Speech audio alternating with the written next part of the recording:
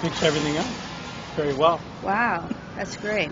Are you Although I okay? didn't take my medication to keep me from coughing So you have during the what? podcast. Asthma? I have something called post-nasal drip. That's what we'll start off the podcast today with post-nasal drip. Oh, are we recording already? Yeah, we're Okay. going right into the post-nasal drip. We're starting right out. That's because I don't have any sinuses. That's why I have that weird nasally voice. This What whole happened part of to my you? head right here, it's just a birth defect. Most Okay. people's head is hollow right here. But mine is just like completely bone. And I have just these little tiny... Are you part Neanderthal? I have a lot of Neanderthal. See how hairy I am? Yeah, that's Could not be. that hairy. Could be part of my... Okay. Look at this. You don't need... Look at that. That's a lot of hair. That's 1970s porno chest hair. I've seen more hair. Really? But yeah, I've lived. I'm pretty hairy. I had, in fact, I have also these bones in my feet that stick out. That shows you have a Bunions? lot of Neanderthal. Bunions? You know, the bone on your, above your big toe on your foot, Okay. that sticks out really far. That's Neanderthal ancestry. Right. But we're all part Neanderthal. They were wondering what happened to the Neanderthals. They were assimilated. They were assimilated. We fucked them out of existence. Well, if they're still in us, then they are still existing. Yes, they're in us. Right. We swallowed them sexually into ourselves. I'm sure they appreciated it. That's why we have beards. That's why men have beards. That's why women have to shave their legs. So do you think it was the Homo sapiens sapiens females that lured the Neanderthals into the tribe, or do you think it was the other way around? I think the men wanted to grow beards like the Neanderthals. And there was an attraction, but I think a repulsion as well, because Neanderthal people are hairy, and we as Homo sapiens, the majority of us as Homo sapiens, that's why we are constantly shaving off our hair, because we're not trying to look female or trying to change ourselves. We're trying to just look human rather than Neanderthal. But a lot of people are very attracted to hair, especially women attracted to hair on men's bodies. That's true. So, you know, it could be a Neanderthal trait in women, or it could be something that Homo sapiens were just attracted.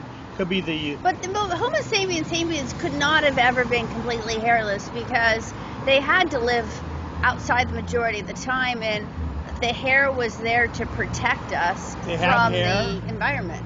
They have hair on their genitals, but if you look at Native Americans, right, almost no Neanderthal, and therefore no beards. Oh. Native Americans do not shave, and the pure people of Africa that have no Neanderthal blood, they do not shave. Yeah, my dad doesn't. My dad face. hardly has any hair because he's Nicaraguan. And then I hardly shave at all. Really? So you're part Native American? I'm half. Half? Yeah. So a lot of Native American women Nicaraguan don't even shave their armpits because they don't have any hair there. Yeah, you don't really have to shave. Yeah. Yeah. So that's pure Homo sapien. The hairy ones like myself, the Europeans, the Germans, the Germanic people are the people that swallowed the Neanderthal people. But you know, who knows? It could have been the European females could have been very attracted to the hairy Neanderthals. I think it. Looking at things, you know, from an anthropological standpoint, it's always the women who are making the decisions. It's true. That's what sociologists have found when they find a couple. They ask them, when was the first date you became aware of each other? And the females is always, sometimes years, but always at least 3-4 months ahead of the males. Because the woman, what she will do is she will put herself into the gaze, into the visual self of the male. Like a woman, even in a bar, if she's attracted to a male, will go over and put herself into the visual area of the male that she's attracted to and attempt to get him to come in some way engage with her. But okay, so They're also, go ahead. A lot of women avoid the gays. So what about that? I guess those women wouldn't be very heterosexual, would they? No, Because I that mean would be heterosexual behavior, or the behavior of a woman who's already taken. But the thing is, there's so many gazes. Sometimes there's too many gazes. Yeah. Or you're not into that gaze. It could be, but if it's from a man that you see as ideal. Yeah, but that's always rare. But yes. That's not a common experience. Yes, but it doesn't happen daily. Put it that way. Well, it depends on the woman. Or even monthly. The sociologists that go into bars, for instance, right, will notice that the women that will spot a man that they're interested in, and then go and put themselves in his visual area. Yeah. Also, they found that women, it's the women that are making the decision.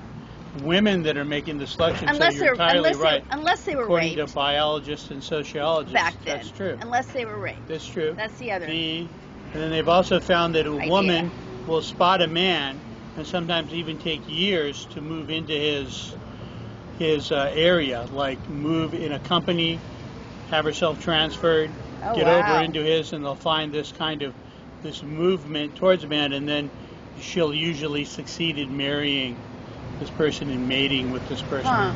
So it's usually very much the female, according to biologists and sociobiologists. It takes a lot of patience.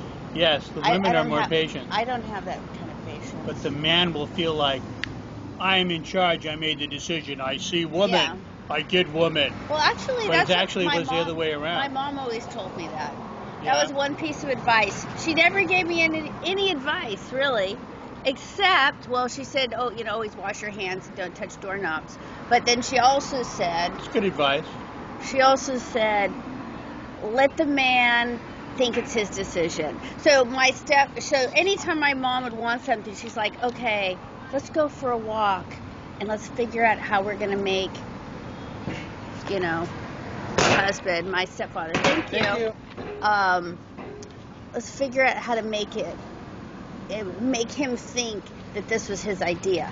And I'm like, I don't want to grow up to be like this, Mom. I'm not going to be like you, blah, blah, blah, blah. Yeah, I had to learn the hard way. I'm stubborn. The woman will need a ride home or whatever. She'll always get herself into a situation with the man that she's interested in, So, is it okay to eat during the podcast? Yeah, no, we have this. Do people do that a lot? I do this in restaurants. I'll chew quietly. No, it's fine. Chewing loudly is fine. I do it in restaurants so there's ambient noise. I do it in Bob's Big Boy a lot in the Valley. They don't have any music playing there. Today we had 2 places that have music, so now we have traffic going by. But that's very apropos. Can you edit that out? No, I'm leaving all that in. I'll leave all the blemishes in, man. Oh my God. There are people that do that on their podcasts. They go through and they take out the coughs, the burps, the moments of silence, the awkward moments of silence. And that makes your podcast a lot more palatable, marketable. Marketable, I suppose. It makes it more Joe Rogan, makes a more Joe Rogan experience. I do edit mine, but I don't edit that stuff. What I edit out is anything that my guests request. They sometimes, it's not very often, but sometimes afterwards they'll go, please edit that out. Do not, post yeah, that. it's not really my style. My style is to leave in all the farts and the coughs and the burps and the blemishes. The farts and stuff, no one's ever asked me to take that out. But farts? But they'll say something that they'll be really afraid people will find out about them. And if I'm I'm not here to make them feel nervous. Well, now in the age of the internet, everyone is going to find out everything about everybody. All will be revealed. All will be revealed. It was written. It was written. The NSA has a big file on all of us. that has all of our porn watching history, our internet history, all of our communications. So they know. Our texts. So they know how much I like shoes. Shoes. They know how much you like shoes. And they know the kind of shoes I like. Right. And how many I buy a week. And what kind of shoe porn you watch on Amazon.com. I have a lot of shoe searches. Shoe porn. Whenever I'm stressed out, I'm searching. You look at shoes? I'm looking at shoes and I'm buying shoes. And sometimes I'll get like 2-3 boxes of shoes at my house. Really? If it was a very stressful week. Really? Wow. Yeah, women are really into shoes. I don't know what that whole thing is with the shoes and I the don't women. even know. Remember, sometimes I get shoes in the mail and I'm like, wait a minute, I already have these shoes. you have an extra pair. And so I just give them away. Yeah, give them away to the homeless people so the homeless lady has some hot high heels to wear, some hot, sexy high heels. You know, they have all that. I guess there's worse vices, though. And eventually, though, with all this information to the NSA, some smart aleck, some 13-year-old smart aleck is going to hack into it and put it all up on the dark web so that everything Your can be hair's accessed. like near my salad. I'm going to move it Huh? up. There was a hair floating near my Oh, salad. really? Hair? Yeah. I didn't want... Don't get it in there. Don't get the hair. I didn't want the hair into my salad. The hair's right here. Oh, there it is. Anyway. I wafted it away. So so they're gonna like put it up there. Yeah, well, eventually it'll happen. Eventually, all things will be revealed. It'll be a funny day. It'll be a funny day. We'll know. We'll have everyone's porn history. You know, we'll have all the politicians. We'll see what porn they watch. It'll be very revealing. This is my feeling about porn. It's boring, and it's boring. Mm-hmm. I mean, my real life is far more interesting than anything I could ever view. Mm. In pornography and in most TV shows. I'm like, I would rather turn this off and go back to just like living and hanging out with my friends. Yeah, well, you know, we become voyeurs, and you need to, you know, there's a thing out there. You know, it's like when people watch pornography, you know, a lot of times they use all these beautiful people in pornography, and you always see someone that's more beautiful than your lover, you know, younger and beautiful. And then if you watch TV shows, the people there have more interesting lives than you think you do. And, you know, so some people become voyeurs, and they're more interested in an online life and it's like Facebook. I use Facebook constantly, but it's for comedy. You know, I book shows doing comedy. I communicate. I look for publicity. I try to bring people in to see me and make interest in my, you know, through social media. But I'm not an expert at it. I wish I was more expert at it. And also, certain people that first did it, you know, were able to utilize it a lot better. You know, now there's just everybody's there. Everyone's getting their 15 minutes, as what's his face said. So you always have to Andy Warhol, and he was a voyeur as well. I know someone that moved him from his one loft to another, and they said there was a filing cabinet that was filled with photographs of people having sex in various stages of undress at his parties. He would photograph them with a Polaroid camera. Yeah. So he was very much into voyeurism. Yeah. And yeah, Helmut Newton, that whole world, that whole gang. Like, I had a really close friend of mine who was in the art world who passed away like 6-7 years ago. Mm-hmm. He would tell me a lot of stuff that he would see. He was older. I am in the art world. Oh, you are? I am. I am a artist that has art in museums and galleries, and I'm doing. I didn't know this. I'm doing stand-up comedy as a performance art piece. So what kind of art are you doing? I'm a postmodern conceptual artist. Okay. and I'm doing performance art. I'm a performance artist that has decided to take on the stage craft of stage performers, mainly comedians, to do art. This is my art project.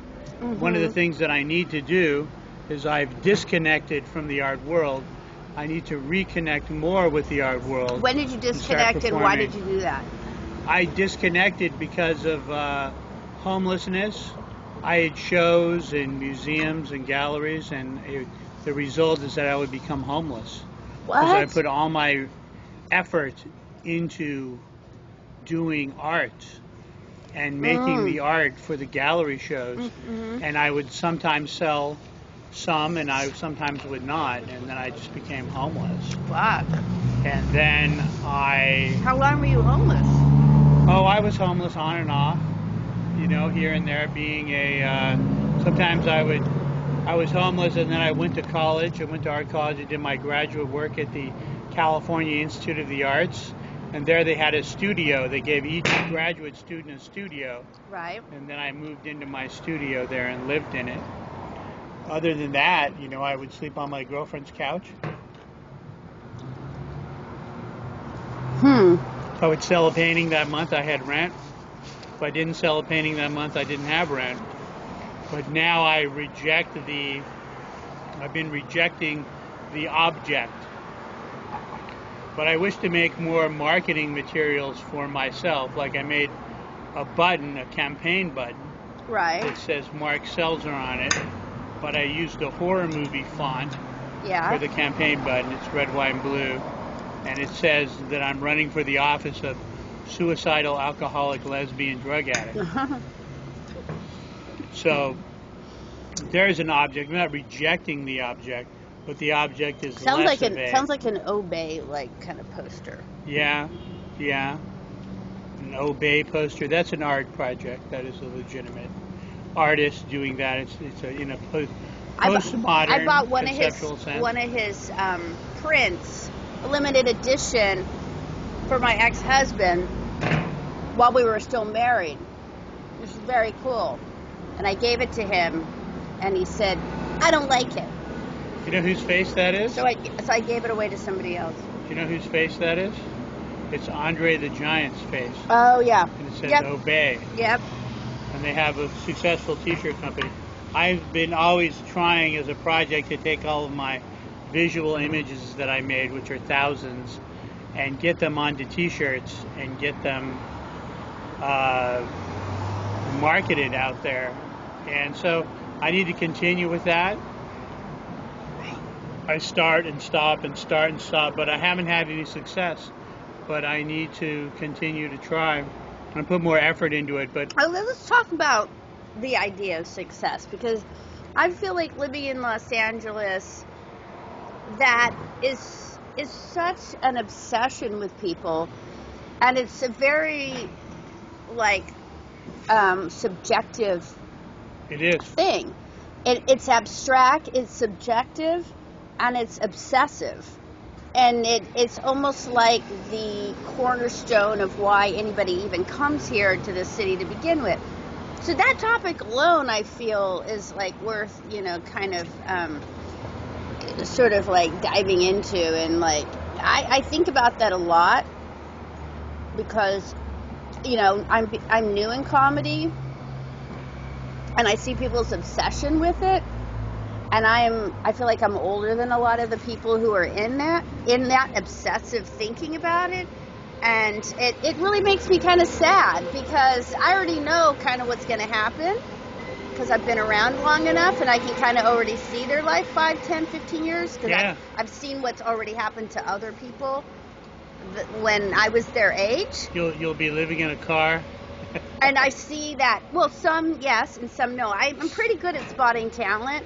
I'm pretty good at it. And then I can see, oh yeah, no, yeah, no, yeah, no. Success is also not good at spotting talent. The comedy world, the entertainment world is not good at spotting talent. Well, the thing is, talent's interesting because there's a lot of variables that go with it to equal the quote-unquote success. I mean, even people who I know who are successful already made it. they've won Oscars or whatever. They have their house. They get, you know, their films greenlit, all that stuff. That's only one part of success. The other part, and I think the thing that people are really pursuing is happiness. And that success isn't going to give them happiness. They think it will. Sometimes it gives you a sense of achievement, but it's a fleeting feeling. It's fleeting. It's not, the happiness has to be part of a larger, like, philosophy, or a larger, like, way of you live your life. Could be. Like, some people, once they get a bunch of money, then they can start concentrating on their problems. yes, You know? exactly. That's what I'm trying to say. Yeah, and then, you know, a lot of people do that, and they become depressed because they have time, but before they were Yep. just working. Yep. And they have time to sit around and go, you know what, I'm not happy. You know, I'm just not. Right. What's the happiness? Where's the happiness? Yeah. What is happiness? Right. What do I want, you know?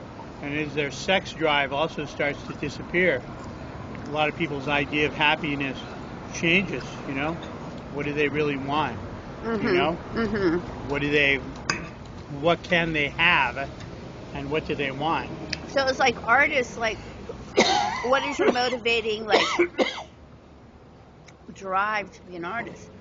Is it for appreciation, love, attention, accolades, or is it grounded in a need to express an idea that the world is hungry to hear? Well, you know, you could have a great idea to express, but the world might not be hungry to hear Yeah, it. so that's what I'm saying. That's the piece. There are And lots of very talented, very funny comedians, and you know, they don't go anywhere. I've known them, and I've known a lot who've quit. Gary Sugarman, if anyone remembers, Gary Sugarman was one brilliant comic that I still know. And after a while, I just got fed up with the entertainment world. You know, he was a very much of a pure artist, but the entertainment world wasn't really interested in what he was doing, and it was very, very difficult. He was doing performance art that was very funny, and he would plow. He would go out and do it no matter what, and he wouldn't read the audience. To a certain extent, stand-up comedy is a conversation between you and the audience, and you need to read the audience, and you need to alter what you're doing, right, in order to keep that conversation going. But what the audience says is one note, laughter, hopefully, and that's it. and facial expressions. And facial expressions, if you could even see them.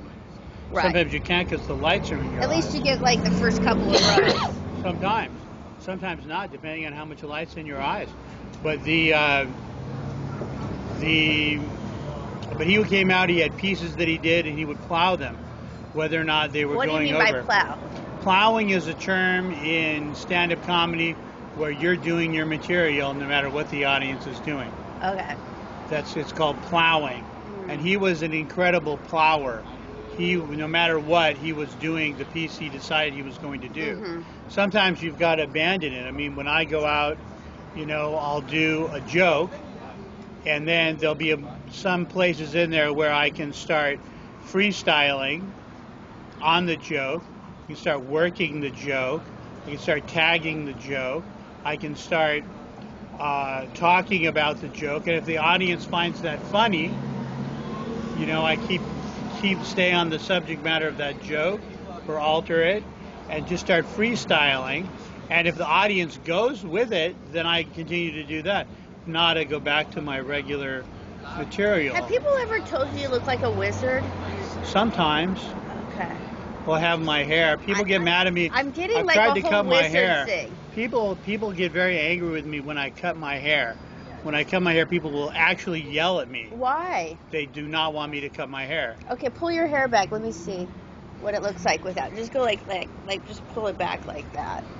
Some people like it, some people don't, but everyone tells me do not cut your hair.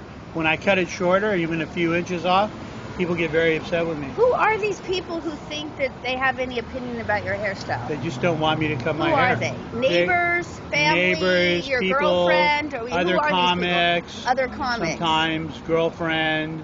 Depends on the girl. Yeah. You know. Sometimes You seem to my have girl. like a whole string of girlfriends. Sometimes I'm too busy. Sometimes all the women that are interested in me, I'm not interested in them. What kind of women that are interested in you that you're not interested in them? Like, what is it about them that makes you not interested in them? There's just, I don't know. Some women are of a certain age. What age is that? I don't know. It depends on the woman. Some women I'm attracted to, and they're older, and some women I'm not. You know, it's very, very. But does it have to do with the age, or is that to do with who they are? It could do with the age and who they are and what kind of person they are. But you've been saying how said they age handle now themselves. like 3 times. Their size could be their size. Mm-hmm. They could be too heavy for me, but then there are other women that are round that I like. It really depends, you know. I've had girlfriends that are heavy. So it does have to do with their age, or it doesn't have to do with their age? Yeah, it could not. It could do with age, it could do with size, it could do with intelligence. Mm-hmm. It could do with various things. Right. You know, but there's always an exception, you know. If I always think, oh, I don't like this woman who's older, then I meet a woman who's older than and I'm attracted to her. If I think I don't like a woman that is too heavy, I tend to like women that are a little more round, a little more voluptuous. Mm-hmm. But you know, it depends. Mm-hmm. It's just it's a thing. It's a different thing. You know, with just different people, different individuals. So you know, who knows? You don't have a type. No, I don't. Mm. You know, a lot of. I do. Yeah. I very much have a type. Yeah. What is that?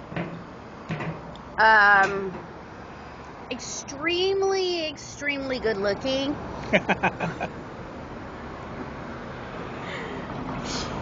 Usually half my age. Uh-huh. Who also speak very little English.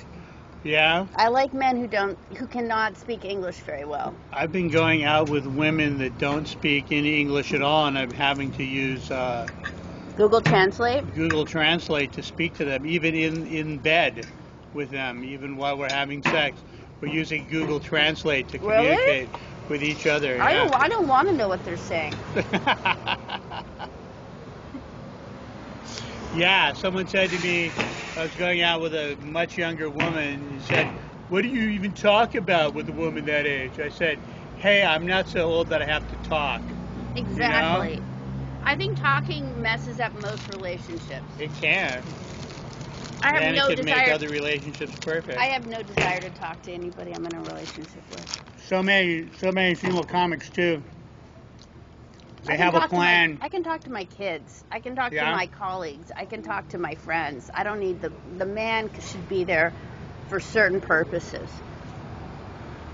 So many female comics have a desire to stay single. They do? Yeah, Why? they do. I don't know. I don't know why it is. Afraid. They're pushing people away. When you see, like there was this woman and I was interested in her, she was in her 40s. And it was perfect for me. And, you know, when I would ask her just to spend time with her, she would have all of these very complex kind of things to say and do to, like, push away. Right. You know, I could tell they were very practiced. They were well-worn kind of devices she was using to make sure that any man that says that's interested in her, that wants to spend time with her, is pushed away. And you think that's particularly I see it in something to do with female comics or women of a certain age, or I think I'm around a lot of comics now. It's something that I've noticed more so with female comics, and I say to them sometimes, your plan is working. You shall stay single. I see 8 cats in your future, you know, and You think maybe they're just not interested in you, though? I mean, I'm playing devil's advocate here. It could be. No, it could be, but I see it. What's that? But I know when they're not interested in me. And when they're not interested in dating in general? Yeah, and also, if I'm talking to them in that way, it's because they've sent me signals of interest. Okay. Indicators of interest in me. Okay. But then if I pursue it, which are unconscious usually. Oh, really? But if I pursue it... I want to hear what these indicators of interest are. It's a secret. Especially if they're unconscious. Oh, man. Give me one. Because I don't know if this is in your head or if this is real. I gotta hear it. Well, they'll touch their hair. I'm always touching my hair. Okay. But I can touch my hair now. While I'm alone. So that's not a valid one. Well, according to sociologists, if a woman is interested in a man, and biologists, she will touch her hair. Really? Yes. I'm always you know what? Last night I was at the Comedy Store and this woman came up to me and said, "I really like how you play with your hair on stage." Mm-hmm. So what? Does that mean I want to have sex with the entire audience? Or what's going on there? Maybe. Could be the thing. That could be the key to your success. I'm seducing. You're seducing the room. You know, she also could want to have sex with you. The lady. The lady. Mm-hmm. You gotta keep your eye on, why you're here doing comedy. It's the money and the pussy. I always think it's the hot guys after the show. The hot guys after the show. Not the hot girl. Not for me. So I don't want my life that complicated. I have a lot of female friends. There are lots of little things that a woman who is attracted to you, who is interested in you, but then they have this. A lot of women, not just female comics, but a lot of women, especially older single women, are afraid of men, afraid of relationships, afraid of commitment, afraid of, a lot of times it's because of a broken family. So they will see their mother in a relationship who was not happy or was abused, or they see the relationship of their parents as a very negative thing. And the relationship of my parents was very negative with each other, and they abused. It was more of a relationship where they abused each other rather than loved each other. Do you think male comedians are also that way? Some of them, not all of them, but I think a lot of them. Mostly a lot of comedians are what are called adult children of alcoholics, and they're untreated adult children of alcoholics. And so you'll see a lot of that in LA. And the treatment, by the way, if you're listening, is Al-Anon. Go to Al-Anon. And then there's adult children of alcoholics. I thought you were going to say open mics. And then CODA, open mics. Well, that's what a lot of them are using as treatment, but they also need to go to Al-Anon. So, what's CODA? CODA is another treatment for mostly adult children of alcoholics, or anyone that has a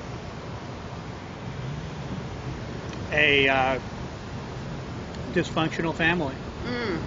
So a lot of them that's do. Like, okay, everybody on the planet should be part of CODA? No, not everyone on the planet. Well, most. A lot of the people in comedy, if you're an untreated adult child of an alcoholic, you should go to one of those three organizations. Can the one you just in go LA get a that's massage the easiest. instead? Nope. Could help. I like getting foot massages. Really? I found this amazing masseuse. His name is Han. I swear to God, I fall asleep when he touches me. Yeah? It's like magic. I think I should call him today, actually. He's usually available. Well, you could he's in Koreatown. You could have men pay you to massage your feet. He's a kung fu guy also. Kung fu guy? And I think he teaches it and he practices it competitively, and he's a masseuse, and his hands are like magic. One of the things they found when they started the UFC is that kung fu doesn't work. Most kung fu masters would leave the octagon. Oh, really? Unconscious. Well, that's why he's massaging me. That's why he's foot massaging. He quit. Rather than fighting in the UFC. He doesn't need to be fighting. Men will pay you. Some men will pay you to massage your feet. Yeah, but then it gets more complicated. Then it gets more complicated. I would rather just swipe my ATM and leave. Swipe your ATM, but you don't want any complications with a foot fetishist? No. I used to know a girl who was my personal assistant, and she told me that she used to make a lot of money doing foot fetish porn. Now, I don't know what this consisted of. I don't know if people were masturbating onto her feet or what. Probably. But she said that she did one. She answered a ad in a newspaper in New York, and that she went and did one, and then a few months later they were calling her frantically, saying, "You have to come back. We have to do more films," because they had edited her foot fetish porn and put it up online. And evidently the men that are into feet, she was a feet superstar. Well, what was her feet like?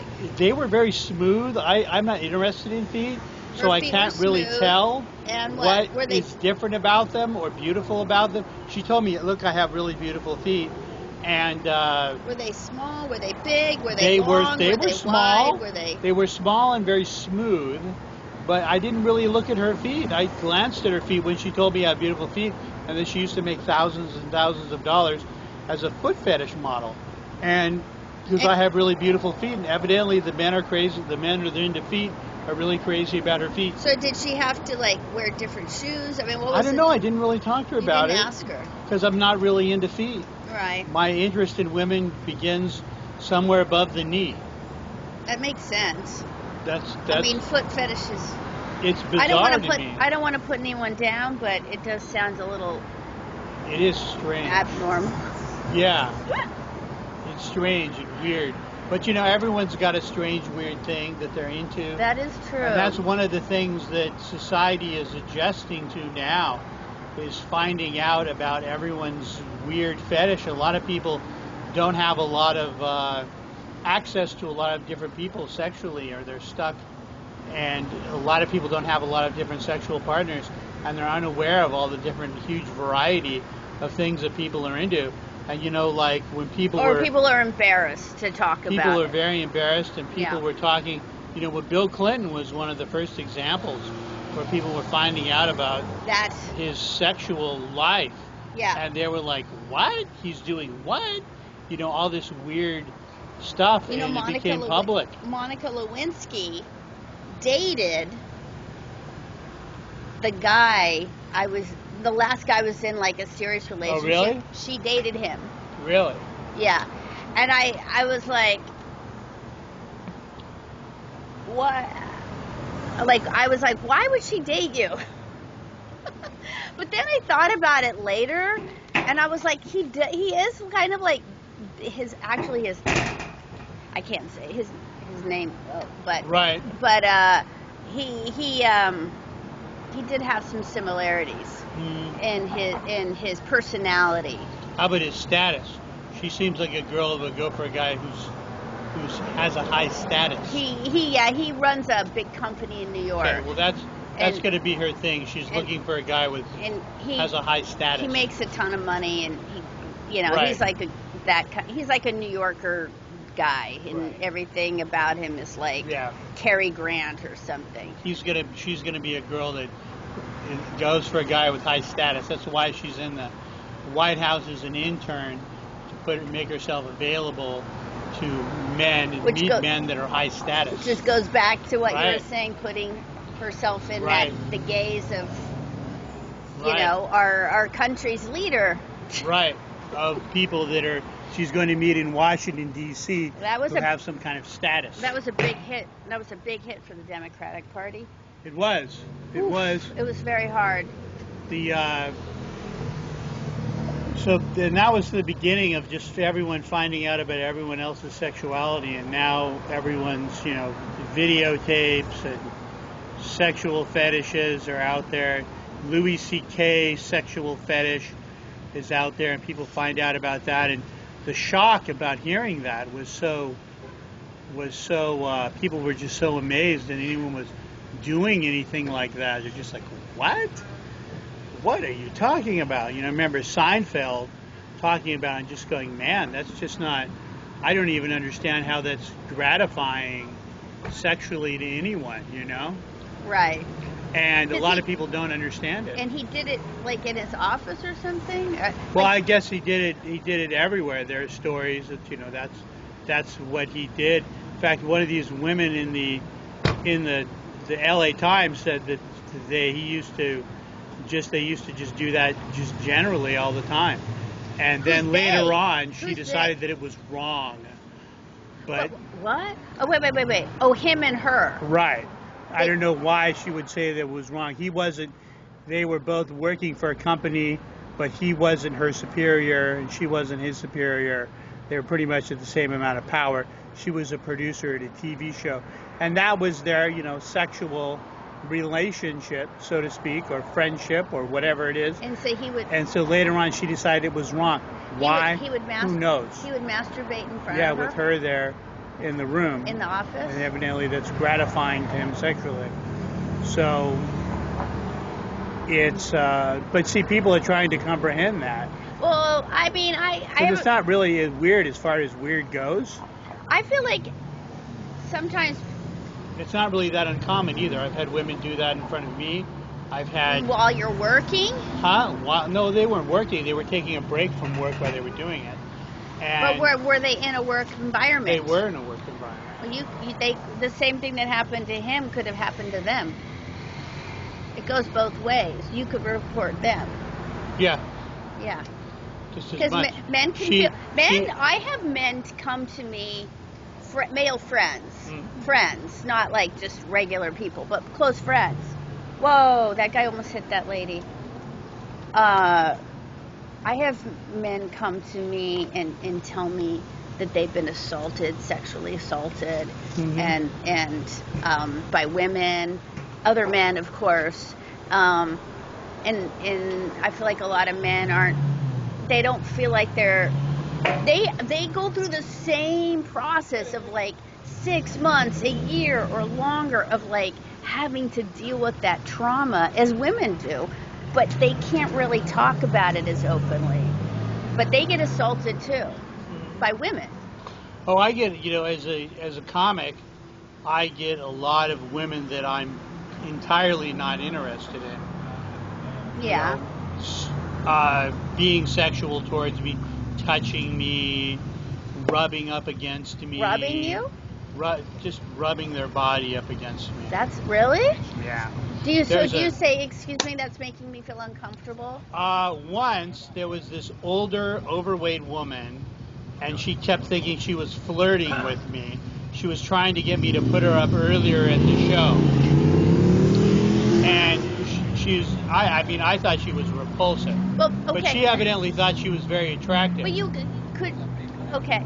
But, I mean, if she was attractive, would it have been okay for her to rub on you? I would have been interested. Okay. but I wouldn't have really paid any attention because I'm just like, this woman isn't interested in me. This woman is using her sexuality to get something from me. Right. She's not trying to get a relationship from me. She's not trying to get sex from me. Right. So basically, I would ignore it because at this point in my life, I'm interested in a relationship. Okay. If I'm dating someone, it's because I want to marry. Right. I'm looking to get married again one more time. But how many times have you been married? I've been married twice. Uh-huh. I lost my first wife to cancer. I've talked about this enough on my podcast. Oh, I don't know. I lost my second wife to a mental illness caused by various things and also she had an undiagnosed form of diabetes. Which gave her brain seizures and made her psychotic, and I had to get a restraining order. Wow. So I've been married twice, and then my first wife I lost to cancer, my second wife I lost to a disease, but she's still alive. She's still out there being crazy. Maybe listening to this podcast. Is she still in love with you? She used to stalk me. Right. I had a restraining order. She used to appear where I lived in my neighborhood, attempt to speak to me. I once gave her photo to the manager of my building and said, if you see her, call the police. She's dangerous, and she is dangerous. And What was dangerous about her? She used to try to run me over Okay, that's dangerous. with the car that I bought her. That's pretty dangerous. She's dangerous, yeah. Whoa, that's very dangerous. Mm-hmm. Yeah, very much. Very much. And so I... She could be in jail for that. Huh? Yes. That's attempted murder. Yes. How come she's not in jail? I Okay, I'm gonna didn't do that. You didn't report her? I got a restraining order. There were no witnesses to it. Oh. I got a restraining order and a letter from a psychiatrist because I did have her committed for a while. And That's the very hard to get psychiatrist someone wrote committed. a letter to the judge. Very hard. And once a psychiatrist spoke to her, it was pretty easy. But he wasn't able to hold her all that long because she was trying to run over somebody else with a car. Whoa. Somebody else who had attacked me. Okay, So she was trying to kill me and somebody else with the car. She should have. So she was like. Someone who attacked me had to kill me. Yeah. As well. So she should have just let them do it. Then that would right. have made her job easy. She wanted to do it. She wanted to do it. Oh, no one else is going to kill him except No one else me. is going to kill him but me. If someone's going to kill him, it's going to be me. Well, she was committed. Yeah, she was very committed. Definitely, literally, and she was to literally the mental hospital for a while at least. So I got a break, and then I got a restraining order. And the psychiatrist wrote a letter to the judge. Let me guess, do you like drama? No, I don't. I desire not to, but I attract. You're in comedy. Unfortunately, I attract women who are crazy. You do? Yes, I do. And because my mom was crazy. I've had to learn I've talked about this too much on my podcast too, but I've had to learn what specific mental illnesses are. Yep. In order to see them. Catch those signs, those catch red the flags. signs, catch the red flags. Yeah, I'm always looking for the red flag. Red flag, red flag, red flag.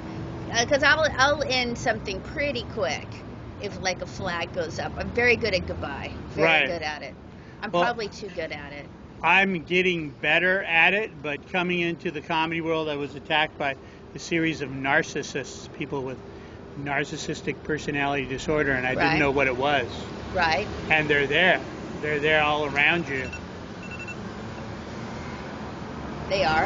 Yes. Well, yeah, no, the entertainment industry, industry. Well, LA is full of, LA attracts them. Well, yeah, because that's what I'm saying, like in the beginning. How much time do we have?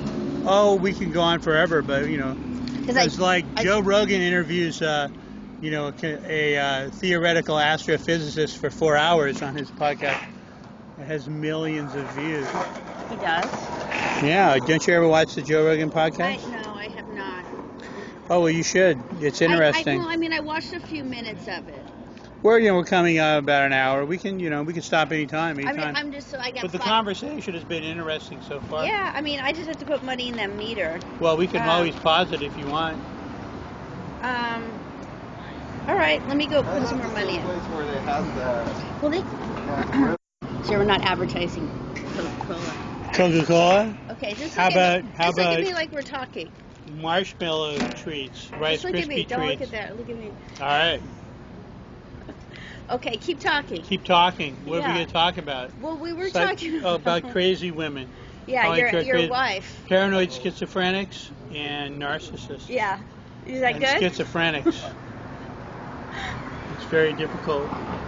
It's a difficult life. So I'm hopefully I will find someone. I got like 20 in there for you. Cool. Thank you. I'm sure one will work. I'm sure one will work. Thank you. So I can post that. It's good to like chronicle all this stuff. But I just try to hopefully. But I'm looking for someone that's not crazy. Are you recording again?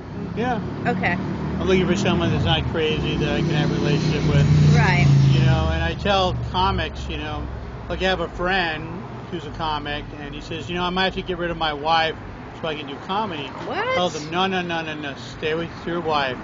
A lot of comics have this idea, they're going to get famous, or get out on the road or whatever, and there's going to be women. Ew.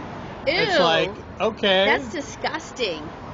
That's why that men want love and sex. They are so gross. That men want sex is gross. No, just that idea that you would like discard your wife for that kind of life. Well, no, he wants to discard his wife for just because she's doesn't understand that he's out late night every night, going to mics, trying to get on shows, hanging out at comedy clubs. Yeah. She doesn't understand the passion, and I tell him, no, stay, but because like guys want to go on the road to have sex with a bunch of strange women that they'll never see again. But it's the rock star syndrome. That's the whole thing that I look at men and I'm like, yeah, I can't relate to you guys. You're like a completely different species on this planet with women. Like whatever. I've already given into the fact that sounds very Christian.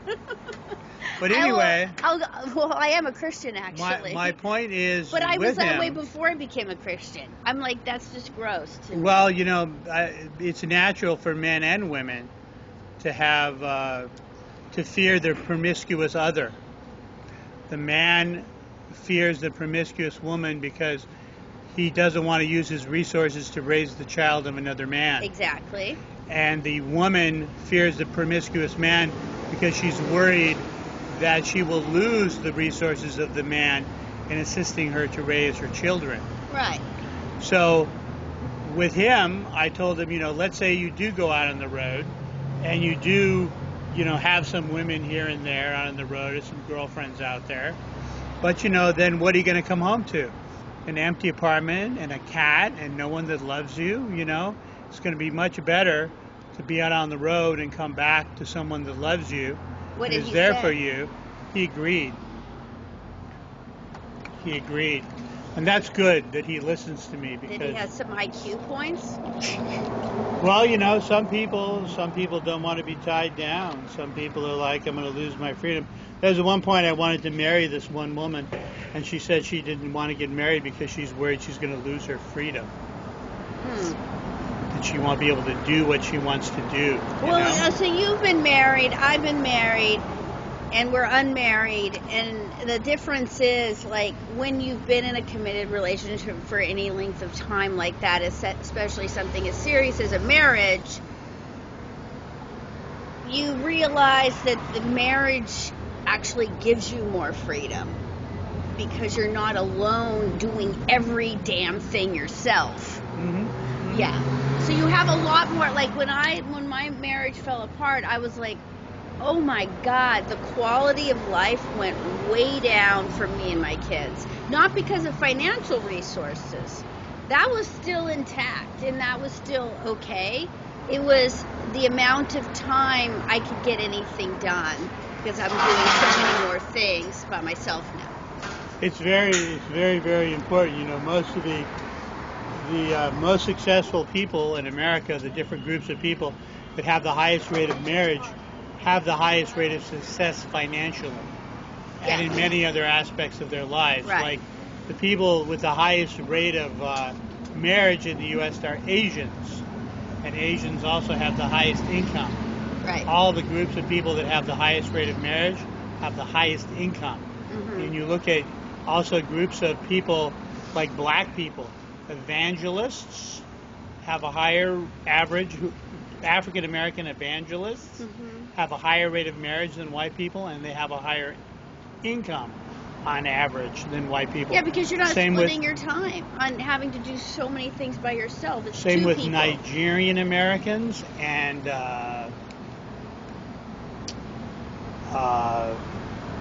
Jamaican Americans. Different groups, but the key to success is being married and being raised in a family with a wife, with a mommy and a daddy. Right. That's important. And I'm far from a conservative.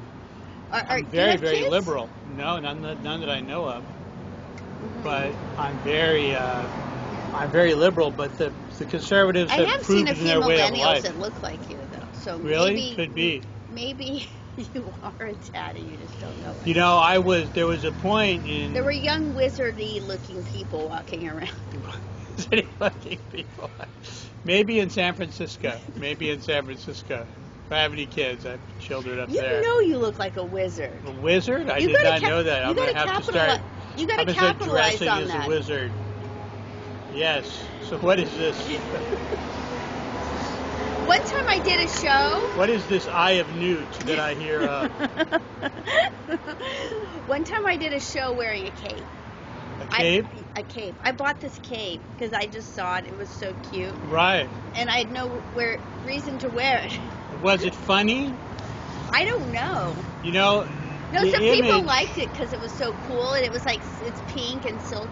Your image, maybe that would make you a star. I mean, your image in comedy can be so important. You know? Louis C.K. has an image of the working average guy. You know, he would wear work boots on stage. He would always wear a black T-shirt and some pants. Mm-hmm. Very nondescript, kind of average man. And then that was his very carefully constructed image. Mm-hmm. And Steve Martin had that white suit, and that did it for him. Mm-hmm. You know, it was part of his success. It hit when he did that. He used to wear a lot of jewelry. I used to wear a lot of turquoise jewelry and dress like a, I don't know, Steve kind Martin? of a hippie kind of a guy. Steve Martin? Yeah. And then he decided to wear this white suit. He got one white suit and he wore it everywhere, every time he appeared. So, you know, I don't really know how I should dress. I've thought that maybe I should go back to dressing as a punk rocker and have like just a green mohawk. Wizard. And some wizard You don't have to do anything. That's what makes it easy. Already a wizard. You might need like some kind of different shirt, but the rest of it's done. The rest of it, you're already done. Wizardy. You could wear like a Wizard shirt of Oz. with some stars and Did you ever hear the story of Christopher Lee? No. Did you know about that? He was an actor that became famous in the 60s and 70s playing Dracula in many English horror movies. Okay. And he was a former Air Force guy. And in the 1950s, he met J.R.R. Tolkien, the writer of The Hobbit and the Lord of the Rings, in a pub. Okay. And it changed his life. Of course it would.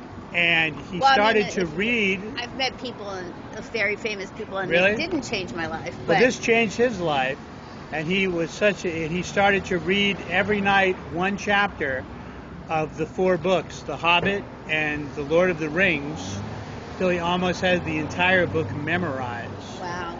And then later on, he was continuing to act. He was in Star Wars. He was in a lot of horror and fantasy movies.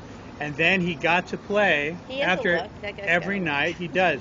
Every night he read a chapter before he went to sleep of a J.R.R. Tolkien book. And then he got to play one of the wizards in the Lord of the Rings trilogy. He did? He did.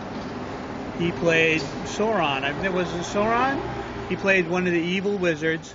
And so it was a whole life for him. He met J.R.R. Tolkien, read his works every night, was hired as a consultant. He had his wizard shit down. He had his J.R.R. Tolkien stuff down. He was hired as a wizard thing. I know a wizard. That's he was hired as a consultant to the book on the film. The director hired him, and then because he was an expert, he knew the entire The Hobbit and The Lord of the Rings by heart almost. He could quote from it like some people do the Bible. Wow. And then he got to play a character in the biggest movie ever made. So his dreams came true. And then shortly after that, he passed. He fulfilled his destiny. Wow. To bring that book to so many people. So that's like a big part of like, I think kind of my feeling about life is that I've almost died like so many times. Like so many times that it's crazy. Like that I'm here. That I'm even sitting here. Every time you get in your car, you almost die. Yeah. I was almost in an accident on the freeway today. But I wasn't gonna die. That guy was just gonna like crash into me, and I honked my horn. I died twice. I did twice already, a couple of years ago. Okay, tell me about that in one sec. But I have like a philosophy connected to that, is that I'm not, the reason why I didn't die when I probably should have is because I didn't fulfill my destiny yet. And so that's why I didn't die. And so sometimes I feel like I procrastinate from fulfilling my destiny because I don't want to die. Yeah, well, you know, that can Maybe that that's can just happen. like a weird superstition. We all don't of want to mine. die. Some of us want to die. You know, they theorize that people smoke cigarettes because they want to have control over their death. Right. Some kind of idea of having a control. I don't want to live long, but I don't want to die either. I want to live forever.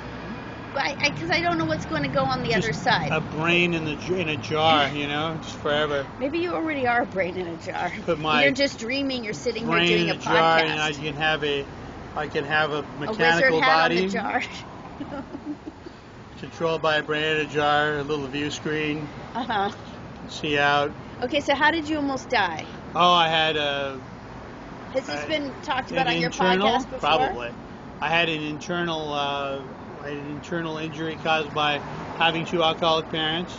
I had so many gallstones in my gallbladder. You had a car accident or something? No, I had so many gallstones in my gallbladder that it died until it rotted inside of me. It's called a necrotic organ. And then it finally burst open, was leaking stomach acid in 200. Okay. Oh, it's too much. It's too much. Too much into detail. My insides. I can't. So anyway, I died. I can't go in the medical field. I get nauseous and want to faint all the time. I died, and then I was in the hospital. And I screamed for 14 hours. Whoa. And they finally cut me open and fixed me. They didn't give you any morphine? They wouldn't for a long time. Why? They thought I was a drug addict who wanted morphine, and that I was faking it. But I was genuinely screaming and screaming and screaming till the nurses were going to go home. So finally a doctor came in and looked at me with an ultrasound. He said, there's something wrong here. Okay, that sounds like a really shitty hospital. County, yeah. Yeah, that's a bad hospital. So they eventually cut me open, almost cut me in half, and then they took a bunch of stuff out. I was on the table for 17 hours. Whoa. I died twice. And I woke up. Did you go to the other side? 32. I did. And what was there? There's nothing there. I woke up with 32 stitches. There's no white light. There's no man in a robe. So what happened to you though? It was dark. It was blackness, like the end of The Sopranos. Nothing there, like the end of The Sopranos. Or were you in like a desert? Were you in like? Just nothing. I had a bunch of strange visions when I was on morphine when I was recovering in the hospital of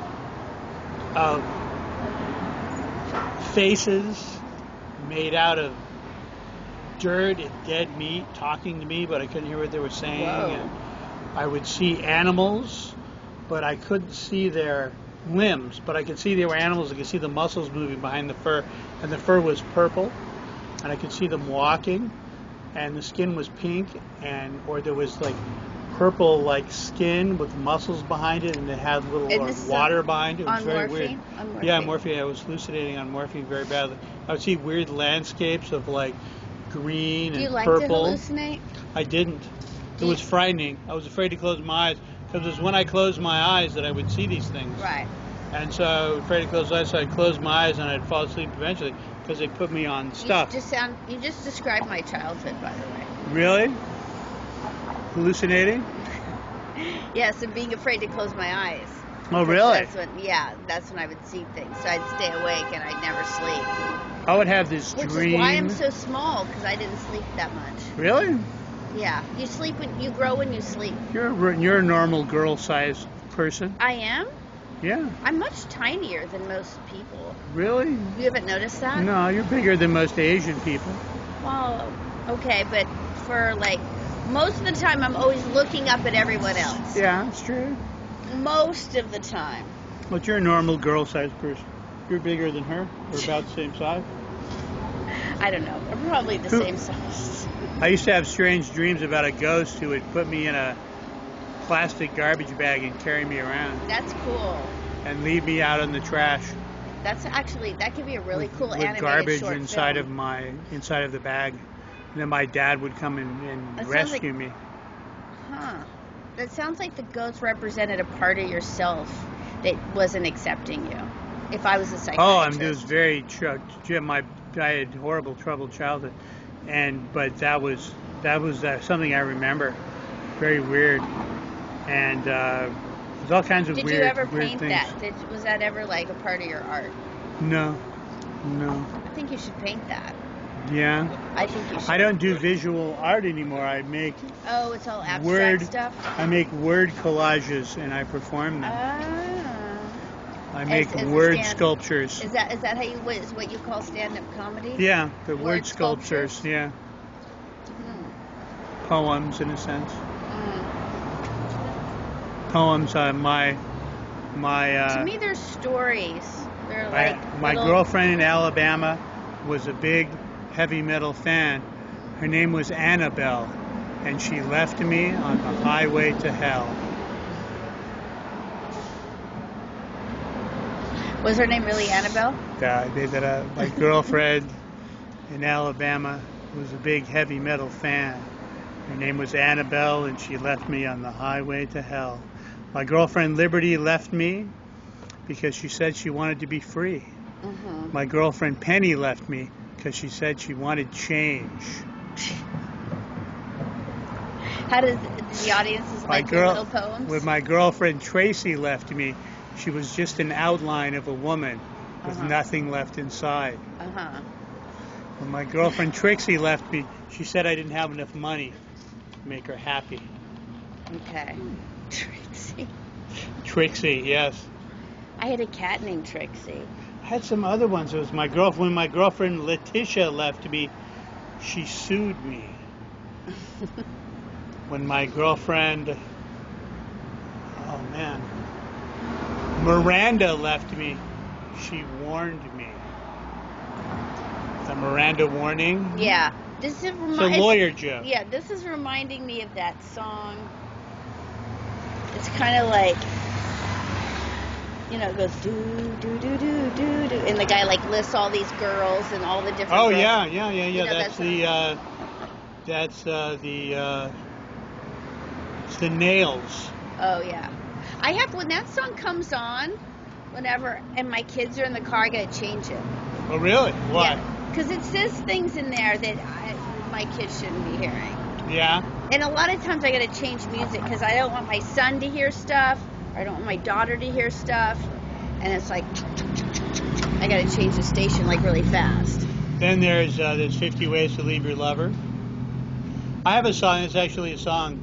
I used to have a song. I used to sing. I used to do some musical comedy, and I used to sing that song, the ABCs of the Girls That Left Me. Yeah. It's out there in the internet somewhere. It was a song you wrote. Yeah. Would you play the ukulele? No. I would have other people play the guitar for me, and I would just do that. And then someone play the keyboard. There's musical comedy out there. The one that people liked the most was Bug Fight. My favorite song is a song called Stinky Dean. How long have you been doing comedy? 6 years. 6. I stopped doing musical comedy because it's too hard, and it's also the amount of time. I'll start doing it again if I start doing an hour or a half hour.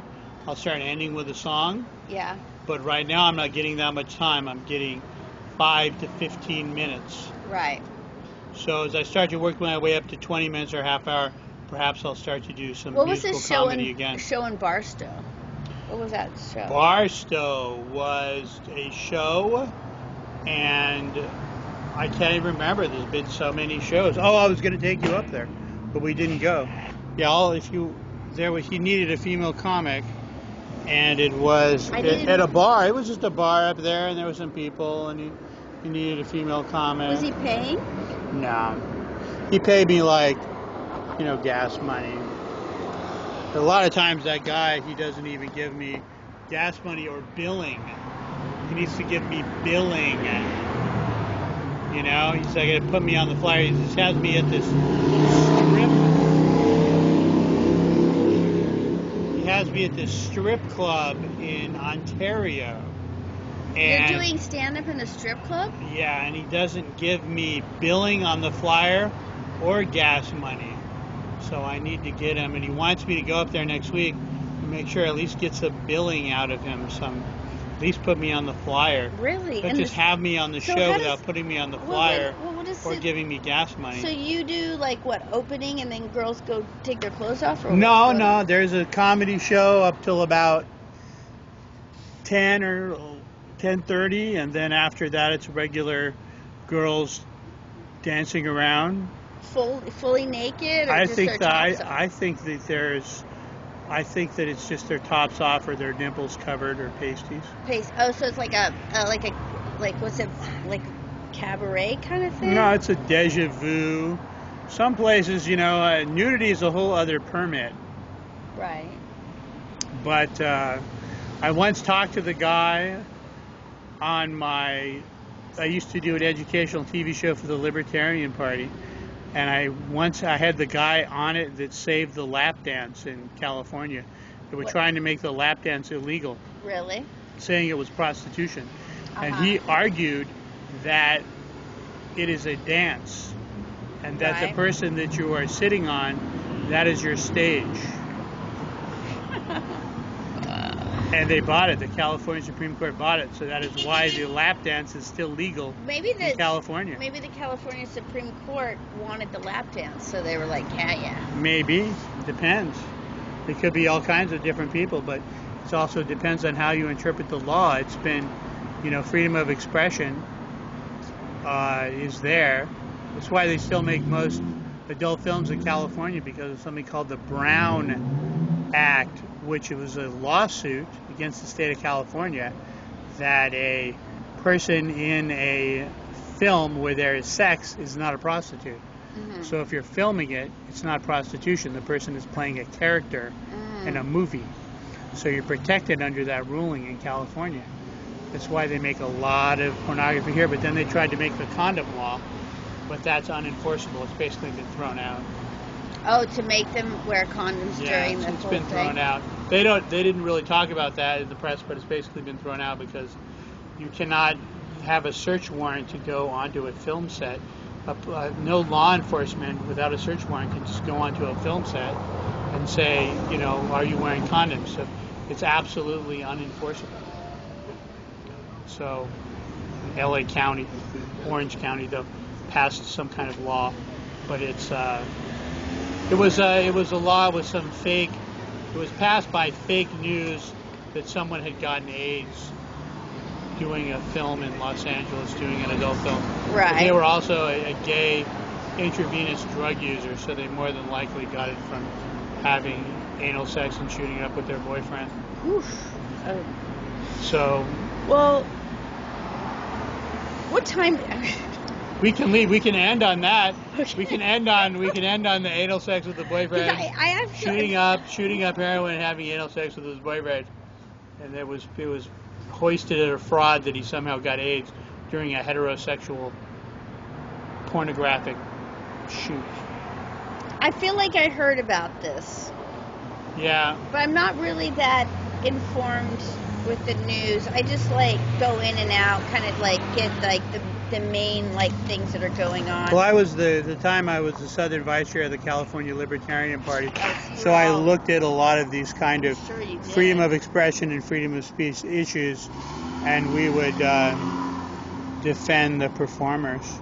So anyway, we would make a position opposing it, and we would write on the ballot during the proposition in opposition to it. Since the Democrats didn't write in opposition to that law, the condom law, and the Republicans didn't, of course, and I believe that the Libertarians got the thing on the ballot to oppose it. But it still passed, but it was thrown out in court. Anyway, so this has been Poppy. So where can people find you? They can find me at Nica Comedy.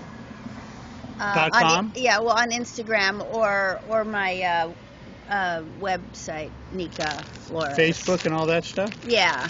You want some of this marshmallow thing? I'm going to throw it out. No, it doesn't. I don't want that. All right, and thanks for listening. Thanks for being a guest on Pod Potatoes. Having me come on. I hope you enjoyed it, and I will see you at the Comedy Club. We should say the sauna interviews with Nica. Huh? Sauna interviews. What is your name? Nica Flores? No, well, it's just I just like Nica to go, comedy. I just like to go on Right. by Nica, but my show is the sauna interviews with Nica. Okay. That's They can find that online on iTunes and all places that podcasts are sold. It's on YouTube also. YouTube? It's a show. And Visual show, and you can Google it. Yeah, and we edit a lot of stuff into it too that adds to it. It's not just the sauna; it's like outside the sauna, and part of my guests' lives that I'll cut video in from their lives and stuff. Well, I'm trying to interview artists on this show, but so far I haven't had any luck to try to find visual artists that I want to have on here. Like there's a guy named Jeffrey Valens, who's a world-famous postmodern conceptual artist that I know from back when I was an unfamous postmodern conceptual artist. I was I wasn't unknown. I was in the big collections. I still am in the big collections in California. Richard Duardo? Heard of it. Who's he? He was my friend. Yeah? He's the one who passed away. Yeah. But yeah, he has a studio downtown still. So this is the end. I'm going to turn it off.